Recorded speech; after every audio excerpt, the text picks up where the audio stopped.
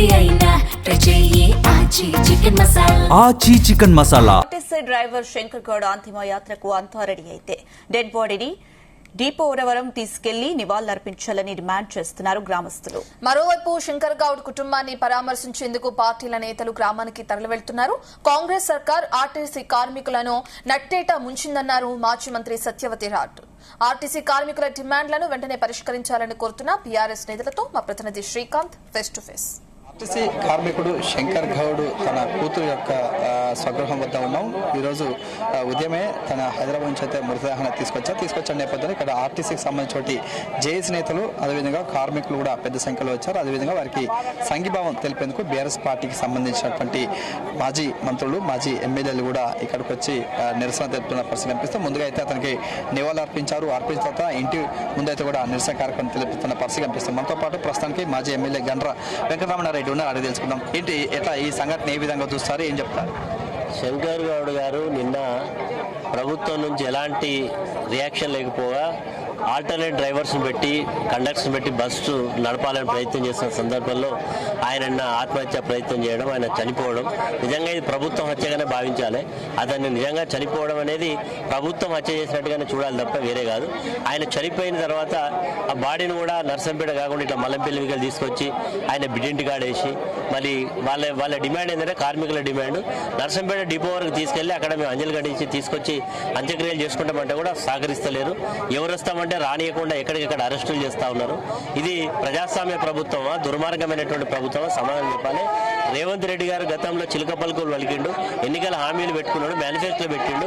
RTC అంశాన్ని ఇంతవరకు కూడా ఎందుకు పరిష్కారంలో చెప్పాల్సిన అవసరం ఉందని డిమాండ్ చేస్తారు. ఆర్టీసీ కార్మికుడు శంకర్ గౌడ్ యొక్క స్వగృహం వద్ద ఇక్కడ నిరసన కార్యక్రమాలు చెల్లుతున్నట్టు మనతో పాటు మాజీ మంత్రి సత్యవతి రాథోడ్ ఉన్నారు. వారిని అడిగి తెలుసుకుందాం. మేడం, ప్రధాని చెప్పండి, ఈరోజు జరిగినటువంటి సంఘటన ఎట్లా చూస్తారు? చాలా దురదృష్టకరం అండి, చాలా బాధాకరం. శంకర్ గౌడ్ గారు ఆ కార్మికులకు మనోధైర్యాన్ని ఇవ్వాలి, లేకపోతే ఈ రాష్ట్ర ప్రభుత్వం కళ్ళుండి చూడలేని కబోది ప్రభుత్వానికి కళ్ళు తెరిపియాలనే ఉద్దేశంతో ఆయన ఆత్మాహుతి చేసుకోవడం చాలా బాధాకరం. ఇవాళ కుటుంబం డిమాండ్ చేస్తున్నట్టు ఆయన 25 ఏళ్ల మరి జీవితం అంతా ఈ నర్సంపేట ఆర్టీసీ డిపోకి అంకితమైంది. ఆయనకు సొంత ఇల్లు కూడా లేదు. అక్కడికి వెళ్ళి 10 నిమిషాలు ఆయనకు నివాళులు అర్పిస్తాం, అక్కడి నుంచి గౌరవప్రదంగా ఆయన శవయాత్ర తీసుకెళ్తామని చెప్పి ఆ కుటుంబ సభ్యులు ఆర్టీసీ కార్మికులు డిమాండ్ చేస్తా ఉన్నారు. దాన్ని పోలీసులు ఇబ్బంది పెడుతున్నారు. ఇది సరి అయింది కాదు. పోలీసుల మెడ మీద కాంగ్రెస్ ప్రభుత్వం తుపాకులు పెట్టి ఆర్టీసీ కార్మికులను చంపే ప్రయత్నం చేస్తుంది. ఇది న్యాయమైంది కాదు. ఇప్పటికైనా రేవంత్ రెడ్డి కళ్ళు తెరిచి ఆ రోజు ఇచ్చిన హామీలు, వాళ్ళ న్యాయమైన డిమాండ్లు తీర్చే విధంగా ప్రకటన చేయాలని, అలాగే రవాణా శాఖ మంత్రిని ఇక్కడికి పంపించి శంకర్ గౌడ్ కుటుంబాన్ని అన్ని రకాలుగా ఆదుకునే విధంగా వాళ్ళకి హామీ ఇవ్వాలని చెప్పి మేము డిమాండ్ చేస్తా ఉన్నాం. శంకర్ గౌడ్ ఇంటి వద్ద కూడా బీఆర్ఎస్ పార్టీ సంబంధించిన నేతలు ఇక్కడికి వస్తున్నాం. ప్రధానంగా వారి ఒక న్యాయపరమైనటువంటి డిమాండ్లు సకాలంలో చర్చలు జరపాలని చెప్పి వారికి సమస్య పరిష్కారం. ఆర్టీసీ కార్మికుల సమ్మె విరమణపై ప్రభుత్వం ఫోకస్ చేసింది. సెక్రటేరియట్ లో శాంతియుత వాతావరణంలో ఆర్టీసీ సంఘాలతో 2వ దఫా చర్చలు జరుగుతున్నాయి. ప్రభుత్వం నియమించిన ఐఏఎస్ల కమిటీ ఆర్టీసీ జేఏసీ నేతలతో చర్చలు జరుపుతున్నారు. ఆర్టీసీ కార్మికులు లేవనెత్తిన 32 అంశాలపై ఉన్నతాధికారుల కమిటీ చర్చిస్తుంది. అయితే మంత్రులు వస్తేనే తమ సమస్యలు పరిష్కారం అవుతాయని ఆర్టీసీ జేఏసీ నేతలు పట్టుబడుతున్నట్లు తెలుస్తుంది.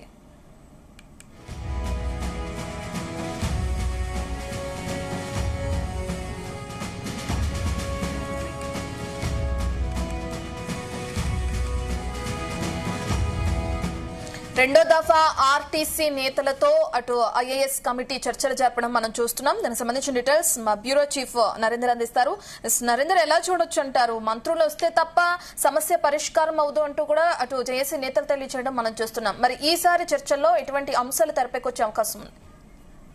రైట్ రత్న, అనుష, సచివాలయంలో దాదాపు 2-2.5 గంటల పాటు ఈ చర్చలు కొనసాగుతున్నాయి విషయం మనకు తెలిసిందే. దాదాపు ఐఏఎస్ల కమిటీతో ఉన్నటువంటి వాళ్ళతో పాటు ఆర్టీసీ ఎండి నాగిరెడ్డి, అదేవిధంగా ఆర్టీసీ జేఏసీకి సంబంధించినటువంటి ఉద్యోగ సంఘాలకు సంబంధించినటువంటి వెంకన్న అదేవిధంగా మిగతా సంఘాల ప్రతినిధులు కూడా హాజరయ్యారు. ఇందులో ప్రధానంగా చాలా అంశాలు కూడా ప్రస్తావనకు మనం మాట్లాడుకుంటున్నాం 3 రోజుల నుంచి. ఈ 32 ప్రధానమైనటువంటి డిమాండ్లకు సంబంధించిన దాంట్లో 3 డిమాండ్ల మీదనే ప్రధానంగా చిక్కుముడి ఉన్నటువంటి నేపథ్యం మనకు కనిపిస్తుంది. అయితే ప్రధానంగా ఆ 3 అంశం మీద ఎట్లాంటి నిర్ణయం తీసుకోవాలనే దాని మీద ఈ అధికారులు మల్లగులాలు పడుతున్నారు. దాదాపు అరగంట దాకా 10:30 నుంచి 11 దాకా కూడా చర్చలు జరగలేదు. దాదాపు వీటి మీద ఫస్ట్ క్లారిటీ ఇచ్చిన తర్వాతనే మేము అటు ముందుకు వెళ్తామన్నటువంటి విషయం మీద వాళ్ళు హుకుం జారీ చేశారు. దీంతో బట్టి విక్రమార్కతో కానీ పొన్నం ప్రభాకర్తో కూడా అధికారులు మాట్లాడారు. దాని తర్వాత ఒక క్లారిటీకి వచ్చిన నేపథ్యంలో ఇప్పుడు దాదాపు 1.5-2 గంటల నుంచి కంటిన్యూగా చర్చలు సచివాలయం జరుగుతున్నాయి. ఇందులో ప్రధానమైనటువంటి డిమాండ్లు మనకు తెలిసిందే 32 డిమాండ్లు ఉన్నాయి. ఈ 32 డిమాండ్లో ప్రధానంగా విలీనానికి సంబంధించినటువంటి అంశంగా మనకు మొదటి నుంచి కూడా చెప్తూ వస్తున్నారు. ఆర్టీసీ మొత్తం కూడా ఇప్పటిదాకా కార్పొరేషన్ గా ఉంది. ఈ కార్పొరేషన్ ని మొత్తం ప్రభుత్వ సంస్థగా మార్చాల్సిన అవసరం ఉంది.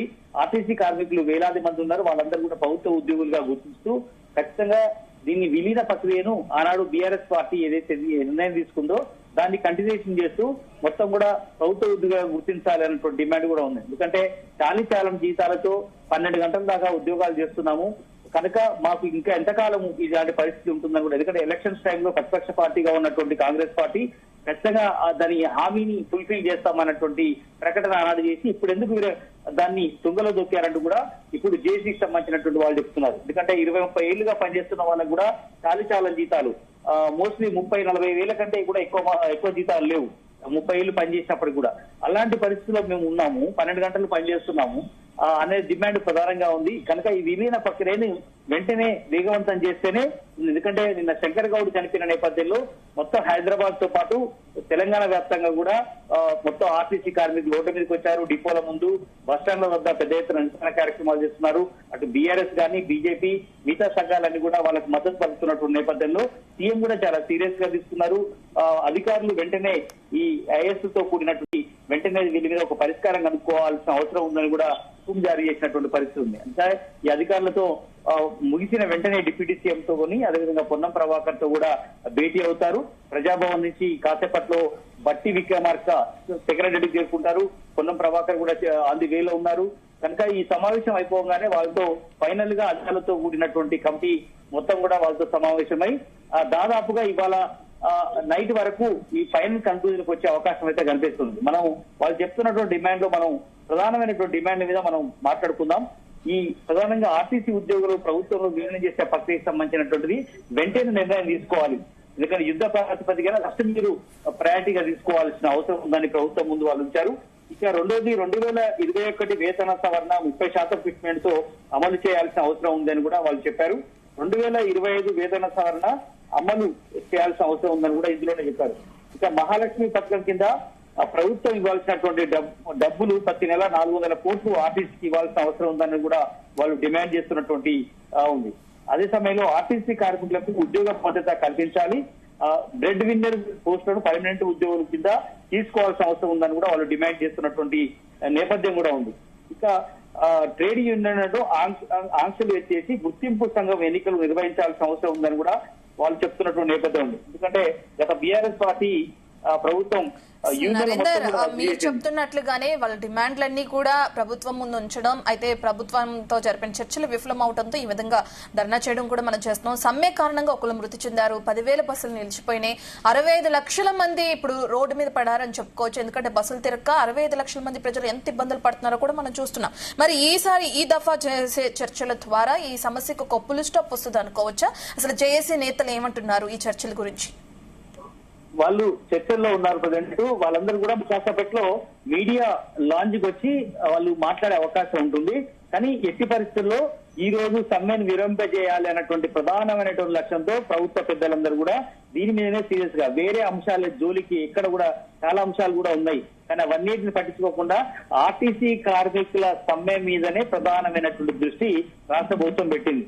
కనుక ఇట్లాంటి పరిస్థితి దృష్టిలో పెట్టుకొని ఖచ్చితంగా ఇప్పుడు ఎవరైతే రాత్రి చనిపోయినటువంటి ఆర్టీసీ డ్రైవర్ ఉన్నారో వాళ్ళతో పాటు మరికొంతమంది కూడా ఆత్మహత్య యత్నానికి పాల్పడ్డప్పటికి కూడా వారిని కొంత రక్షణ ప్రయత్నం చేశారు.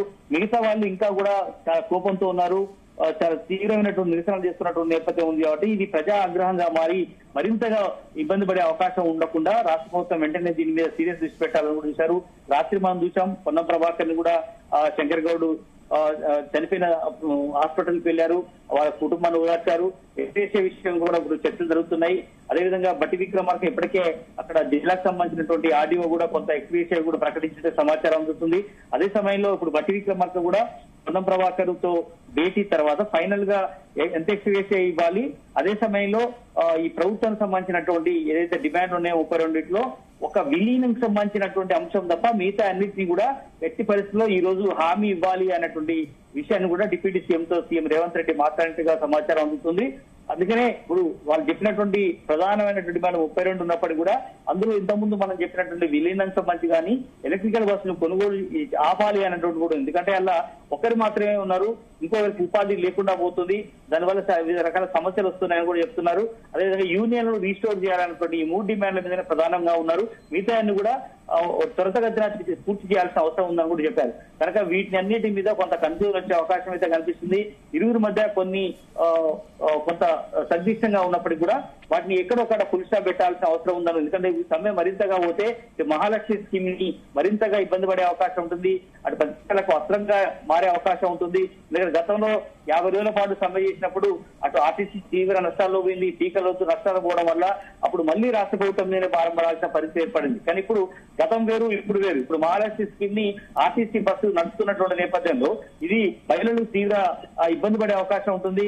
మహిళలు ఇంతకాలం ఉచితంగా ప్రయాణం చేసిన వాళ్ళు ఇప్పుడు డబ్బులు పెట్టి ఆటోలు వెళ్ళడం లేదంటే కార్లలో ప్రయాణం చేయడం అంటే అది మరింత పెనుభారంగా మారుతుంది, అది రాష్ట్ర ప్రభుత్వానికి చెడ్డ పేరు తెస్తుందని కూడా ముఖ్యమంత్రి భావిస్తున్న నేపథ్యంలో ఈ చర్చను చాలా సీరియస్ గా తీసుకున్నారు. అందుకని అధికారులతో వేసినటువంటి కమిటీ ఏదైతే ఉందో వాస్తవానికి 4 వారాలు రిపోర్ట్ ఇవ్వమని చెప్పారు. 4 వారాల్లో రిపోర్ట్ ఇచ్చే అంశం మీద ప్రధానంగా విలీనం సంబంధించినటువంటి అంశం మీద ప్రధానంగా ఉంటాయి. అవి తప్ప మిగతా అన్ని కూడా ఈ రోజు కొంత కన్క్లూజన్ కి వచ్చే అవకాశం అయితే మనకు కనిపిస్తుంది. Right, thank you Narender.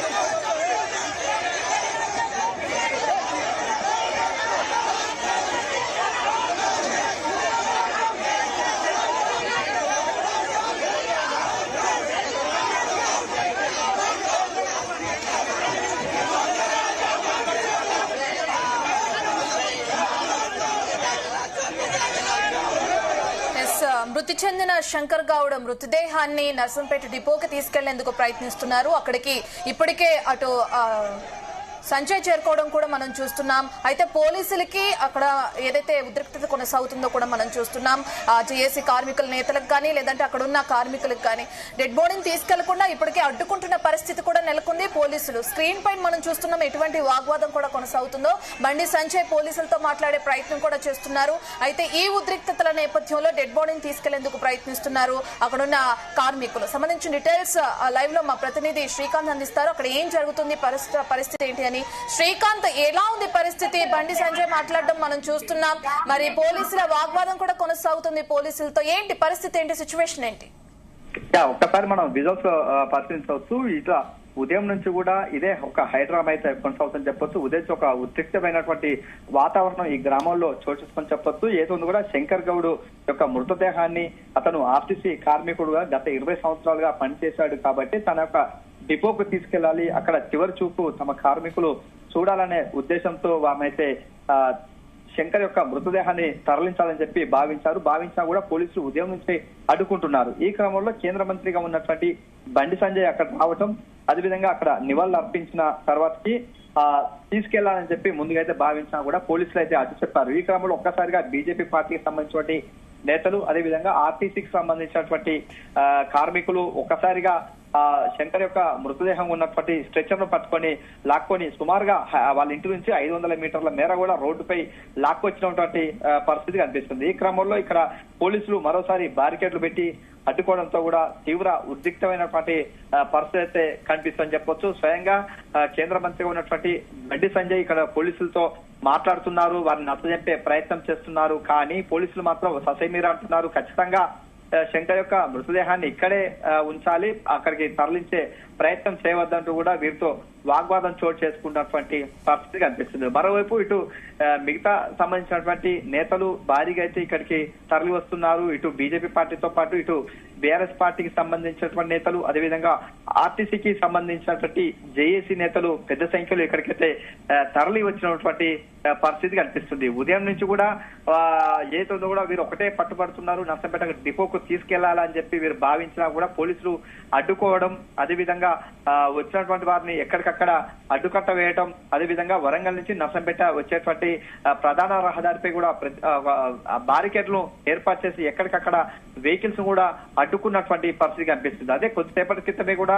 ఇటు ఏదో బీఆర్ఎస్ పార్టీకి సంబంధించినటువంటి మాజీ మంత్రి ఉన్నటువంటి సవితా ఇంద్రకరణ్ రెడ్డితో పాటు బోయినపల్లి వినోద్ కుమార్ కూడా రఘునాథపల్లి వద్ద అరెస్టు చేసిన పరిస్థితి. అదేవిధంగా ఇక్కడ ఉన్నటువంటి బండి సంజయ్ ను కూడా మహేశ్వరం వద్ద అడ్డుకోవడం జరిగింది. ఎందుకంటే కేంద్ర మంత్రిగా ఉన్నటువంటి బండి సంజయ్ తో పాటు పెద్ద కాన్వాయ్ అయితే వస్తుంది. వచ్చేటువంటి క్రమంలో ఇన్ని వాహనాలకు అనుమతి లేదంటూ వెహికల్స్ అయితే అడ్డుకోవడం, కేవలం బండి సంజయ్ కి తో పాటు ఇంకొక వెహికల్ 2 వెహికల్స్ మాత్రమే ముత్తోజీపేట గ్రామంలోకి అయితే అనుమతించిన క్రమంలో బండి సంజయ్ లోపలికి వెళ్లడం, అదేవిధంగా ఏదో వారి కుటుంబ సభ్యులతో మాట్లాడడం జరిగింది, వారితో పరామర్శించడం, అదేవిధంగా శంకర్ యొక్క మృతదేహానికైతే నివాళులైతే అర్పించిన క్రమంలో ఇతని మృతదేహాన్ని మొత్తం ఇక్కడ నర్సంపేట డిపోకు తీసుకెళ్లని చెప్పి ఆర్టీసీకి సంబంధించినటువంటి నేతలైతే కోరడం జరిగింది. ఆ వెంటనే అతను పోలీసుతో మాట్లాడినా కూడా వారు ససైమీరా అనటంతో కూడా ఖచ్చితంగా తీసుకెళ్లి వెళ్తామంటూ కూడా ఒకవైపు మాట్లాడుతున్న క్రమంలో మరోవైపు పోలీసులు అడ్డుకోవడం,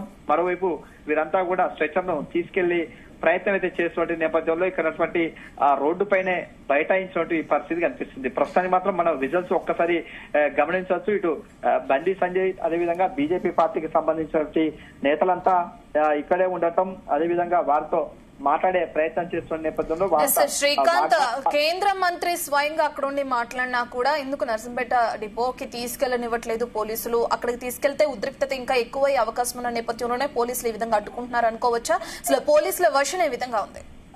ఖచ్చితంగా ఉందని చెప్పొచ్చు. ఎందుకంటే ఇక్కడ ఉన్నటువంటి ముత్తోజిపేట గ్రామంలోకి ఎవరు రాకుండా ఉండేందుకు ముందస్తుగానే వీరిని అడ్డుకోవడం, అదేవిధంగా ఎవరు రాకుండా ఉండేందుకైతే పోలీసులు అయితే కొన్ని ఆంక్షలు కూడా పెట్టినటువంటి పరిస్థితి కనిపిస్తుంది. ఈ క్రమంలో ఒకవేళ పెద్ద సంఖ్యలో ఇక్కడికి వస్తే మాత్రం ధర్నా కార్యక్రమం చేసే అవకాశం ఉంది, అదేవిధంగా కొంత శాంతి భద్రతలకు విఘాతం కలుగుతుందన్నటువంటి కోణంలో పోలీసులు అయితే ఎక్కడికక్కడ అడ్డుకున్నటువంటి పరిస్థితి కనిపిస్తుంది.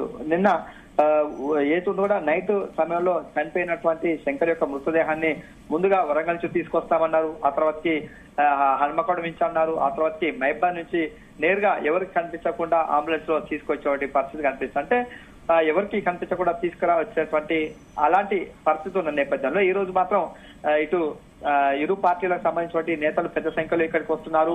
అదేవిధంగా ఆర్టీసీ సంబంధించినటువంటి జేఏసీ సంబంధించినటువంటి నేతలు కూడా పెద్ద సంఖ్యలో వస్తారు. కాబట్టి ఏదైనా అవాంఛనీయ సంఘటన జరిగే అవకాశం ఉందని చెప్పి ఒకవైపు అంటున్నటువంటి నేపథ్యం మనం ఒకసారి విజువల్స్ లో చూడొచ్చు. పోలీసులతో జరుగుతున్నటువంటి వాగ్వాదం నేపథ్యంలో వారు ఉన్నటువంటి హయ్యర్ ఆఫీసర్ గా ఉన్నటువంటి వరంగల్ నగర పోలీస్ కమిషనర్ తో కూడా బండి సంజయ్ ఫోన్ లో మాట్లాడుతున్నటువంటి సిచ్యువేషన్ కనిపిస్తుంది. వారు అక్కడ ఉన్నటువంటి ఏతుందో కూడా జరిగేటువంటి పరిణామాలు, అదేవిధంగా అతను ఏతుందో కూడా తన డిపోకు తీసుకెళ్లేందుకు ప్రయత్నిస్తున్న నేపథ్యంలో పోలీసులు అడ్డుకోవడంతో స్వయంగా సిపికి అయితే ఫోన్ చేసి మాట్లాడుతున్నటువంటి పరిస్థితి కనిపిస్తుంది. స్వయంగా కేంద్ర మంత్రి అక్కడ ఉండటం, వారితో ఫోన్ లో మాట్లాడుతున్నటువంటి పరిస్థితి, అక్కడ జరుగుతున్నటువంటి పరిణామాలు కూడా తను వివరించడం జరుగుతుంది. ఈ క్రమంలో స్వయంగా తనే తీసుకొచ్చిన తర్వాత అతన్ని తీసుకొచ్చే బాధ్యత తనదే అంటూ కూడా వారితో మాట్లాడుతున్నటువంటి పరిస్థితి కనిపిస్తుంది. కానీ అక్కడ ఉన్నటువంటి పోలీసులు ఏ విధంగా రియాక్ట్ అవుతారో కాస్త మనం వేచి చూడాల్సిన అవసరం ఉంది. శ్రీకాంత్, ప్రధానంగా రెండో దఫా చర్చలు కూడా కొనసాగుతున్నాయి. జేఏసీ నేతలతో అక్కడ